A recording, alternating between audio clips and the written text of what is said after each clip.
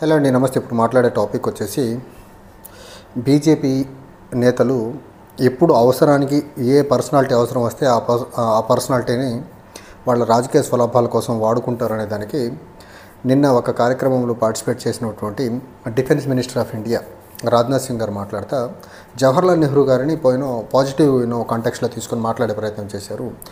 ఈ మధ్యకాలంలో కొంతమంది ఔరంగజేబ్ని చాలా హీరోయిక్ వర్షిప్ చేసే ప్రయత్నం చేస్తున్నారు, ఔరంగజేబ్ అండ్ బాబర్ని. అండ్ ఔరంగజేబ్ యొక్క రిజీమ్ పాలన టైం ఎలాంటిదంటే అది ఒక ఔరంగజేబ్ని ఒక bigot as well as cruel ruler అనేసి జవహర్లాల్ నెహ్రూ పోల్చిన విధానం ఏదైతే ఉందో దాన్ని ఒకసారి గుర్తు చేసుకోవాలని చెప్పే ప్రయత్నం చేశారు. And Nehru Aurangzeb as well as Mughal ఎరా పరిపాలన మొత్తాన్ని చాలా భయంకరంగా తప్పుపట్టే ప్రయత్నం చేశారు.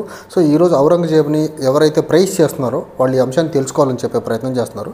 నాకు తెలిసి భారతదేశంలో కాంటెంపరీ పాలిటిక్స్లో ఔరంగజేబ్ని, బాబర్ని బీజేపీ, ఆర్ఎస్ఎస్ వాళ్ళు తలుచుకున్నంత పెద్దగా ఎక్కువసార్లు భారతదేశంలో నాకు తెలిసి ముస్లిం సమాజం కూడా ఔరంగజేబ్ని, బాబర్ని అంతలా తలుచుకోవట్లేదు. ఎందుకంటే బీజేపీ, ఆర్ఎస్ఎస్కి ఔరంగజేబ్, బాబర్ని బూచిగా చూపించి వాళ్ళు హిందువుల్ని కన్సాలిడేట్ చేసుకొని హిందువులతో మతపరమైన ఓట్ బ్యాంక్ పాలిటిక్స్ చేసే ప్రయత్నంలో భాగంగా పొద్దున్న లేచిన దగ్గర నుంచి నైట్ పడుకునే వరకు బీజేపీ వాళ్ళు మాత్రమే ఔరంగజేబ్, బాబర్ని తలుచుకుంటున్నారు తప్ప నాకు తెలిసి పబ్లిక్గా బాబర్ గురించి, ఔరంగజేబ్ కుటుంబ సభ్యులు కూడా మాట్లాడుకున్న పరిస్థితులు అయితే లేవు. ఎందుకంటే 300 సంవత్సరాల క్రితం చనిపోయినటువంటి వ్యక్తి గురించి కుటుంబ సభ్యులు కూడా మర్చిపోయి ఉంటారు, కానీ బీజేపీ, ఆర్ఎస్ఎస్ మాత్రం మర్చిపోవట్లేదు.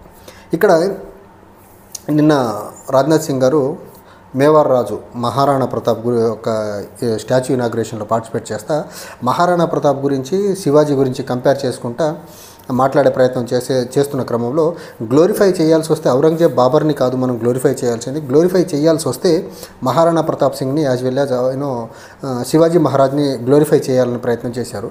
శివాజీ మహారాజ్ కానివ్వండి, మహారాణా ప్రతాప్ సింగ్ గారు కానివ్వండి, వీళ్ళు వేరు రాజ్య సంస్థానాలకు రాజులు ఆ రోజుల్లో. అప్పటికి ఇప్పుడున్నటువంటి భారతదేశం ఒక దేశంగా లేదు, ఒక్కొక్క రాజు కింద ఒక్కొక్క ప్రాంతం ఉంది. ఇదంతా ఒక దేశంగా ఉన్నటువంటిది కాదు.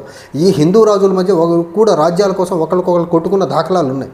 ఇదేదో మొత్తం 1947 తర్వాత బ్రిటిష్ వాళ్ళు దేశాన్ని వెళ్ళిపోతున్న క్రమంలో బ్రిటిష్ పరిపాలన కింద ఉన్నటువంటి భాగాలతో పాటు అప్పుడు తర్వాత ఆ టైంలో ఉన్నటువంటి ప్రిన్స్లీ స్టేట్స్ని కలిపి ఏర్పడినటువంటి దేశం ఇది. ఈ బీజేపీ వాళ్ళేమో అఖండ భారత్ మొత్తం ఒకే రాజు కింద ఎక్కడ ఉంది అసలు? ఈవెన్ అశోకుడు పరిపాలించినప్పుడు కూడా భారతదేశం మొత్తం అశోకుడి కింద లేదు. అప్పుడు కూడా చిన్న రాజ్య సంస్థానాలు ఉండే ఈ చరిత్ర మొత్తాన్ని డీవియేట్ చేసి భారతదేశంలో మతపరమైన రాజకీయాలు చేసేదానికి ఒక సామాజిక వర్గానికి బూచిగా తీసి ముందుకు తీసుకెళ్లే విధానం ఏదైతే ఉందో ఇది ముమ్మాటికి బీజేపీ వాళ్ళు రాజకీయ స్వలాభం కోసమే ఔరంగజేబ్ని, బాబర్ని టైమ్ అండ్ అగైన్ బయటికి తీసుకొచ్చి మాట్లాడే ప్రయత్నం చేస్తారు తప్ప భారతదేశంలో ఏ ఇతర రాజకీయ పక్షాలు కూడా బాబర్ గురించి, ఔరంగజేబ్ గురించి మాట్లాడే ప్రయత్నం చేయాలి. ఒకటి. రెండోది, మహారాణా ప్రతాప్ దగ్గర నుంచి శివాజీ మహారాజ్ అంటే గొరిల్లా వార్ఫేర్ నేర్చుకున్నాను పచ్చి అబద్ధం చెప్పే ప్రయత్నం చేశాడు. అసలు మహారాణా ప్రతాప్ గారి టైంలో గొరిల్లా వార్ఫేర్ అనేది ఆ టెక్నాలజీనే తెలియదు. ఇండియాలో గొరిల్లా వార్ఫేర్ని మొట్టమొదటి వాడింది శివాజీ మహారాజ్. శివాజీ మహారాజ్ కంటే ముందు గొరిల్లా వార్ఫేర్ టాక్టిక్స్ అసలు భారతదేశంలో అప్పటికి భారతదేశం లేదు. అప్పుడు ఏ రాజు వాళ్ళ సబ్ కాంటినెంట్ నుంచి మొట్టమొదటిసారిగా గొరిల్లా వార్ఫేర్ని ఇండియాలో వాడినటువంటి రాజు ఎవరైనా ఉన్నారంటే శివాజీ మహారాజ్. కానీ రాజ్నాథ్ సింగ్ గారు చాలా ఘోరంగా చరిత్రను వక్రీకరించే ప్రయత్నం చేశారు. ఇక్కడ మహారాణా ప్రతాప్ సింగ్ మొట్టమొదటిసారి ఆయన దగ్గర నుంచి Shivaji Maharaj guerrilla warfare techniques నేర్చుకున్నారని చెప్పే ప్రయత్నం ఏదైతే ఉందో ఇక్కడ బీజేపీకి తెలిసింది ఒకటే. బీజేపీకి కావాల్సింది చరిత్ర వక్రీకరించి ఆ వక్రీకరించిన చరిత్రలో దేశానికి సంబంధించినటువంటి నిజమైన చరిత్ర అని పొద్దు నుంచి రాత్రి పడుకునే వరకు చేసే పని ఏదైతే ఉందో అది సాక్షాత్తు కేంద్ర మంత్రి హోదాలో కూడా ఇలా మాట్లాడటం ఎంతవరకు కరెక్టో నాకైతే అర్థమయ్యే పరిస్థితి లేదు. డిఫెన్స్ మినిస్టర్ ఆఫ్ ఇండియా ఉండి ఇప్పుడు భారతదేశానికి డిఫెన్స్ పరంగా ఎలాంటి సెక్యూరిటీస్ ఉన్నాయి, చైనా భారతదేశ భూభాగాన్ని ఎంత ఆక్రమించుకుంది, చికెన్ నెక్ సిలిగురి కారిడార్ ఏదైతే ఉందో దానికి సంబంధించి బంగ్లాదేశ్ ఇంటరిమ్ గవర్నమెంట్కి అడ్వైజర్గా ఉన్నటువంటి మహమ్మద్ యూనస్ గారు ఏం మాట్లాడుతున్నారు దాని మీద మాట్లాడే ప్రయత్నం చేయరు. డిఫెన్స్ టెక్నాలజీ పరంగా ఇండియాని అగ్రగామిగా చేసే ప్రయత్నం గురించి మాట్లాడరు. డిఫెన్స్ పాలసీస్ గురించి మాట్లాడరు. ఇండియన్ డిఫెన్స్ ఫోర్సెస్ని స్ట్రెంథెన్ చేసేదాని గురించి మాట్లాడరు. కానీ మహారాణా ప్రతాప్ సింగ్ గురించి, శివాజీ మహారాజ్ గురించి, ఔరంగజేబ్ గురించి, బాబర్ గురించి మాట్లాడి దేశ ప్రజల చెవుల్లో క్యాలీఫ్లవర్లు పెట్టే ప్రయత్నం చేస్తున్నారు బీజేపీ వాళ్ళు. అసలు భారతదేశానికి మహారాణా ప్రతాప్ సింగ్ ఏమైనా సంబంధం ఏమైనా ఉందా? ఇప్పుడున్న భారతదేశానికి ఆయన ఒక మేవార్ ప్రాంతానికి ఒక సంస్థానానికి ఒక రాజుగా పరిపాలించాడు ఆయన. అండ్ ఇప్పుడు మన ముందు డెమోక్రసీ. అప్పుడు ఏ రాజు కూడా దేశాన్ని ప్రజాస్వామ్యబద్ధంగా ఎన్నికలు జరిపి ప్రజల ఓట్లతో గెలిచిన వాళ్ళు కాదు కదా. ఈ రాజులందరూ ప్రజల్ని యుద్ధాల కోసం, వాళ్ళ స్వార్థాల కోసం వాడుకున్న వాళ్ళు కదా. వీళ్ళు రాజులు ఎలా అవుతారు అసలు? వాళ్ళ స్వార్థాల కోసం, వాళ్ళ రాజ్యాల కోసం యుద్ధాలు చేసి ప్రజల్ని చంపేసిన వాళ్ళు వీళ్ళు. ఇలాంటి వాళ్ళని తీసుకొచ్చి అసలు భారతదేశం ఇప్పుడున్న 1947 తర్వాత ఏర్పడిన భారతదేశానికి ఈ రాజులకు అసలు ఏంటి సంబంధం అసలు? వీళ్ళందరూ ఒక దేశం కింద ఉన్నోళ్ళు కాదు కదా. ఒక్కొక్క రాజు ఒక్కొక్క ప్రాంతాన్ని పరిపాలించుకున్నాడు. ఆ రాజు ఇంకో రాజుతో గొడవలు చేసిన, యుద్ధాలు చేసిన దాఖలాలు ఉన్నాయి. ఈ క్రమంలోనే హిందూ రాజులు, ముస్లిం రాజులు కూడా ఎన్నో యుద్ధాలు చేసుకున్నారు. హిందూ రాజులు కొట్టుకున్నట్లే. దాన్ని హిందూ రాజులు కొట్టుకుంది మాత్రం వీళ్ళు బయట చరిత్రకు చెప్పరు అసలు.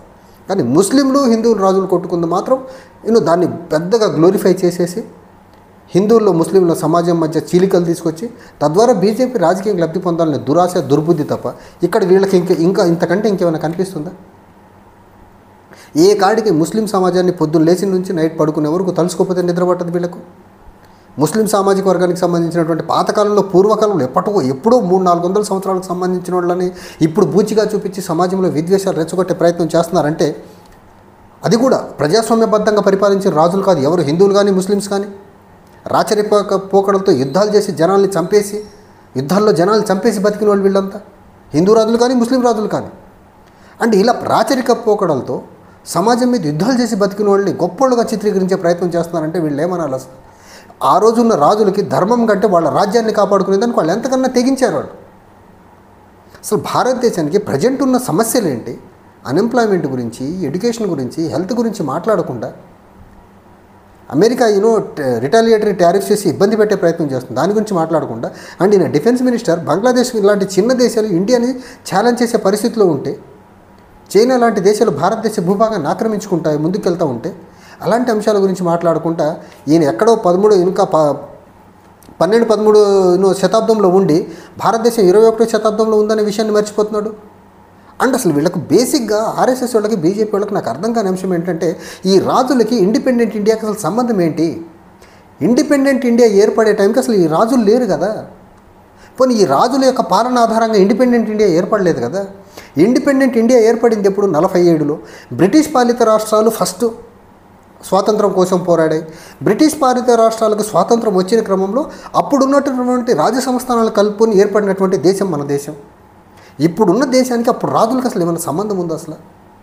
ఈ బీజేపీ వాళ్ళు డొంక తిరుగుడు రాజకీయాలు తప్పితే దేశానికి ఒక కంప్లీట్గా వక్రీకరించిన చరిత్ర చెప్పే ప్రయత్నం తప్ప దేశానికి మంచి పరిపాలన అందించాలా, దేశ ప్రజల యొక్క జీవన స్థితిగతుల్ని మెరుగుపరచాలని ఒక ఆలోచన ఉండదు. పొద్దున్న లేస్తే మత రాజకీయాలు, ఔరంగజేబ్ బాబర్, శివాజీ మహారాజ్, మహారాణా ప్రతాప్, వీళ్ళు తప్ప ఇంకెవరు లేరా? అసలు వాళ్ళ పేరు తలుచుకుంటే ఇప్పుడు దేశానికి వచ్చేది ఏంటి అసలు? ఇప్పుడున్న సమస్యలు తీరుతాయి వాళ్ళ పేర్లు తలుచుకుంటే? లేకపోతే వాళ్ళు కొట్టుకుంది ఇప్పుడు కథలుగా చెప్తే దేశ సమస్యలు తీరిపోతాయా? ఏంటి ఇల్లాజికల్ బ్రెయిన్స్ అసలు? నాకు అర్థం కాని పరిస్థితి. అంటే దేశాన్ని కంప్లీట్గా కులపరమైన సమస్యల్లోకి, మతపరమైన సమస్యల్లోకి ఈ రకంగా దేశాన్ని ఒక తప్పుదో పట్టించే ప్రయత్నమే చేస్తుంది బీజేపీ పొద్దు నుంచి నైట్ వరకు. దీనివల్ల బీజేపీ వాళ్ళకు రాజకీయంగా లాభం జరుగుద్దేమో కానీ దేశానికి తీవ్రమైన నష్టం జరిగేదానికి మాత్రం ఇప్పటికే నష్టం జరిగింది చాలా పెద్ద మొత్తంలో బీజేపీ చేస్తున్నటువంటి విపరీత రాజకీయాల వల్ల. ఇంకా పెద్ద మొత్తంలో నష్టం జరిగేదానికి బీజేపీ దేశ ద్రోహం చేస్తుంది. వీళ్ళ పేర్లన్నీ చెప్పుకొని, వీళ్ళ పేర్లను వీళ్ళ రాజకీయ స్వలాభాల కోసం వాడుకొని, ఔరంగజేబ్, బాబర్, మహారాణా ప్రతాప్ అని, శివాజీ మహారాజ్ అనేసి, ఇంకో రోజు తమిళనాడుకి వెళ్ళి తమిళనాడు రాజుల పేర్లు ఎత్తుకుంటారు, ఒరిస్సాకి వెళ్ళి ఒరిస్సాని పరిపాలించే రాజుల పేర్లు ఎత్తుకుంటారు. ఒక్కొక్క దగ్గరికి ఇప్పుడు రాజ్నాథ్ సింగ్ గారు మహారాణా ప్రతాప్ గారి గురించి మాట్లాడారు. మహారాణా ప్రతాప్ సింగ్ కను ఉత్తరప్రదేశ్లో రాజ్నాథ్ సింగ్ గారు సొంత రాష్ట్రం, సంబంధం కూడా లేదు. మళ్ళీ శివాజీ మహారాజ్ గురించి మాట్లాడే ప్రయత్నం చేశారు. శివాజీ మహారాజ్ పరిపాలించిన ప్రాంతం మరాఠా ప్రాంతం. ఉత్తరప్రదేశ్కి మరాఠాకి ఏమైనా సంబంధం ఉందా? ఈ రోజు కూడా ఒక రాష్ట్రాలు కావే 2 రాష్ట్రాలు. ఏంటో ఈ విచిత్రం అసలు, ఈ వింత పోకడలు ఏంటో, ఈ వింత కంపారిజన్స్ ఏంటో, అసలు దేశాన్ని ఏం చేయాలనుకుంటున్నారు ఈ బీజేపీ ఆర్ఎస్ఎస్ వాళ్ళు అర్థం కాని పరిస్థితి. దేశానికి ఇప్పుడున్న రియలిస్టిక్ ఇష్యూస్ మీద మాట్లాడండి మీరు. 1947 నుంచి ఏర్పడ్డ దేశం కాబట్టి 1947 నుంచి ఇప్పటివరకు ఉన్న అంశాల మీద చర్చకు రండి. మీరు వాటి మీద చర్చ జరపండి. ఎక్కడో ఔరంగజేబ్ దగ్గరికి వెళ్తారు, బాబర్ దగ్గరికి వెళ్తారు, మహారాణా ప్రతాప్ దగ్గరికి వెళ్తారు, ఛత్రపతి శివాజీ దగ్గరికి వెళ్తారు. ఏంటిది ఇది? దేశాన్ని నాశనం చేయదు మీ రాజకీయ స్వార్థాల కోసం. Thank you.